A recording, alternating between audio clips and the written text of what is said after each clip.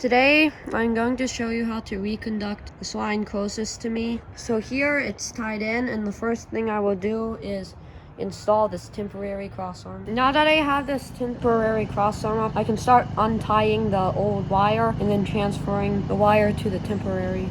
So now that I untied the wire, I can transfer the line.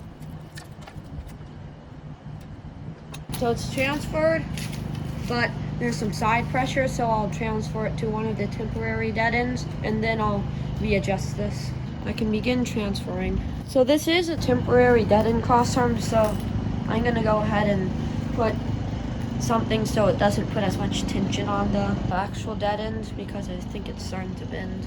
So I have this side transferred, and then I put a temporary guy wire thing on there, which basically is an insulator, a guy stick, and then some dead end shoes. And I found out dead end shoes work on guy wire, so I've been putting some dead end shoes on my guy wire, and of course I lost my 3/4 inch socket. I'll be able to get this under tension, but since I want to keep this wire to the left energized, I will have to do some things with the jumper to keep it energized.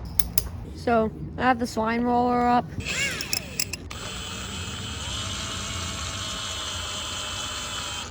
Here's probably about good.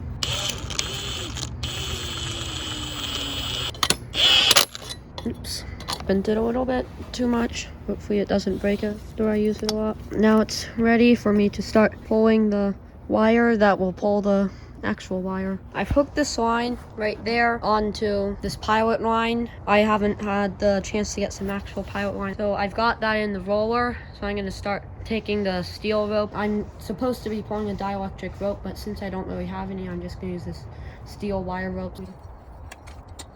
So it takes hooks and bumps and stuff through pretty nice. If you're replacing one pole then another, you'd hook this to like a J staple. Same procedure as last time. I'm going to connect my spool.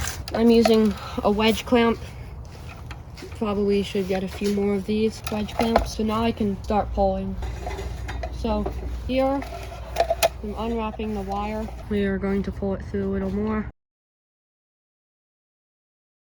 Now I can tap this off, and that wedge clamp I'll put back into my storage, and this I'll fish into here and then clamp it. I've sagged the wire here, and then now all we need to do is make this jumper and then tie this in. I have a Discord server, link is in the description. Please subscribe.